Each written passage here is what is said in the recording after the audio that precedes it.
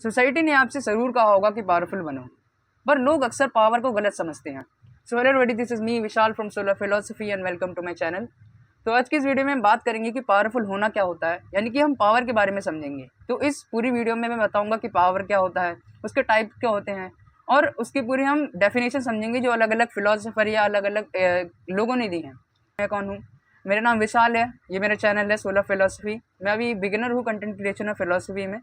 जो मैं पढ़ता हूँ तो उसे मैं सिंपल लैंग्वेज समझाने की कोशिश करता हूँ हिंदी में, ताकि और लोगों तक फिलोसफी पहुँच सके और यूट्यूब पे फिलोसफी की नीश आगे बढ़ सके। So without wasting any more time, let's start the video. तो अभी हाल ही में मैंने एक आर्टिकल पढ़ा था, तो उसी आर्टिकल को आज मैं डिसाइफर करने आया हूँ कि पावर का मतलब क्या होता है।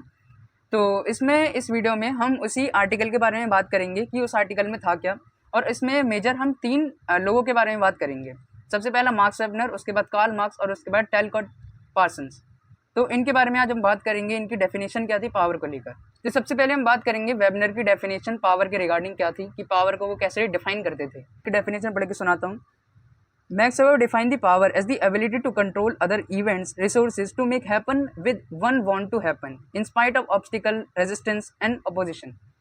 तो इसका मतलब है कि पावर एक ऐसी चीज होती है, पावर एक ऐसी अथॉरिटी होती है कि तुम कंट्रोल कर सको अदर इवेंट को, दूसरों के इवेंट को कंट्रोल कर सको, दूसरों के थॉट्स को कंट्रोल कर सको, और दूसरों के ओपिनियन जो बनाते हैं उन्हें कंट्रोल करके उनके रिसोर्सेज को भी कंट्रोल कर लो। और यहाँ पे जो सबसे पॉइंट वाली चीज आती है वो होती है in spite of obstacle, resistance और अपोजिशन। यानी कि ऑब्स्टिकल तुम्हारे सामने है, तुम्हारे सामने अपोजिशन भी है, तुम्हारे सामने कोई रेजिस्टेंस भी है, के बावजूद भी तुम क्या कर रहे हो, दूसरों के ओपिनियन को चेंज करते हो, इतनी ताकत रखते हो, इतनी अथॉरिटी रखते हो कि दूसरों के ओपिनियन चेंज हो, दूसरों के रिसोर्सेज तुम कंट्रोल कर लो और दूसरों के ऑब्स्टिकल्स भी तुम कंट्रोल कर सको।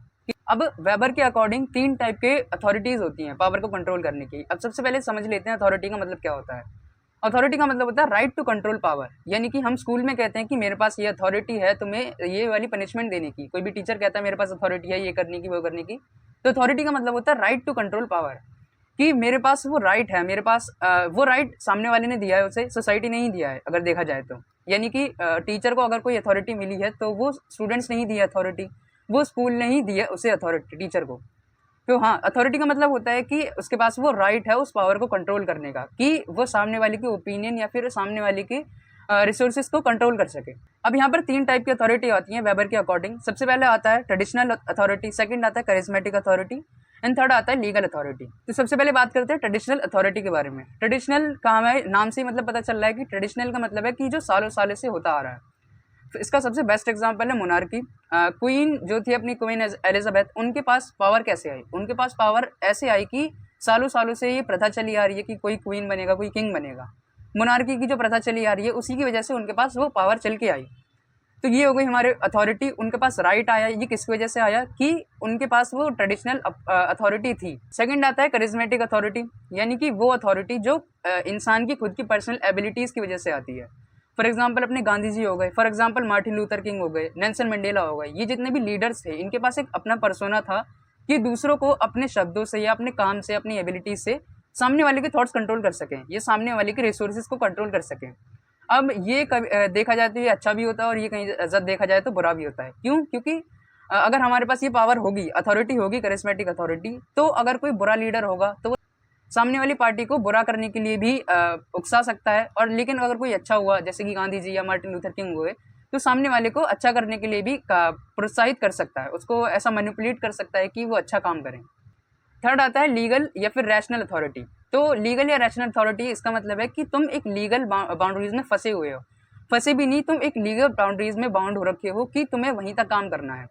फॉर एग्जाम्पल स्टेट और जैसे स्टेट और सिटीजन का एक रिलेशनशिप रहता है कि हमें उनकी बात माननी होगी, क्योंकि हमें लॉस का अपमान नहीं करना है, लॉस को हमें मद्देनजर रखते हुए सारे काम करने हैं, एक्शन लेने हैं।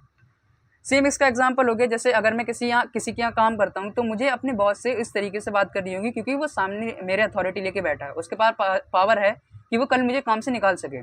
Same goes with school and. तो समराइज कर देता हूँ, ट्रेडिशनल अथॉरिटी यानी कि जो मोनार्की है इसका बेस्ट एग्जाम्पल।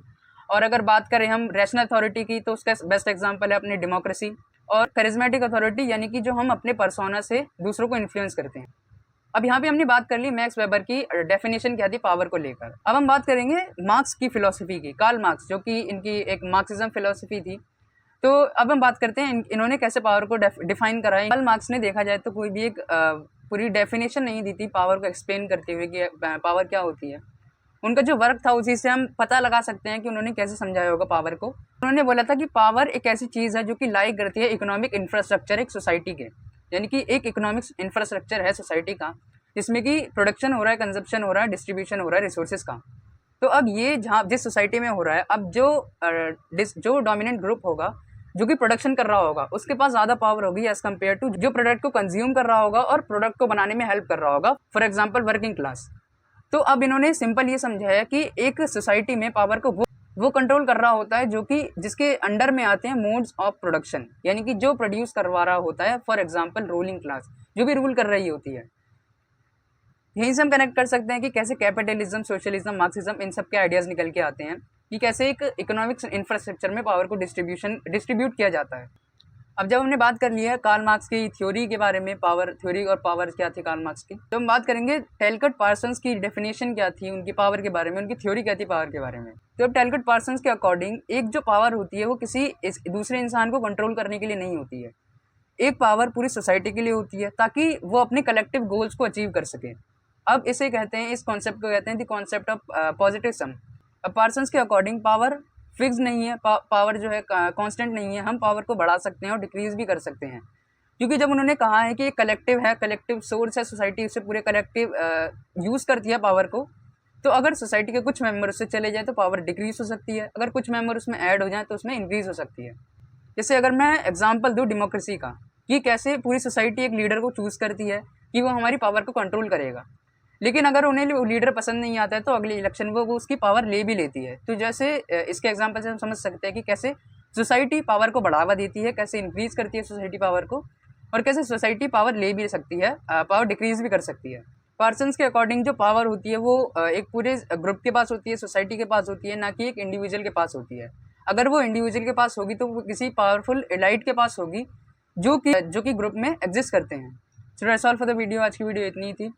तो आज की इस वीडियो में बात करी कि पावर क्या होता है, पावर को हमने समझा कि पावर के टाइप क्या होते हैं, हमने समझा कि कैसे पावर को डिफाइन कर रखा है इन तीनों लोगों ने। तो अगर आपको ये वाली वीडियो पसंद आई तो आपको ये वाली वीडियो भी पसंद आएगी जिसमें मैंने समझा रखा है कि एग्जिस्टेंशियलिज्म क्या होता है।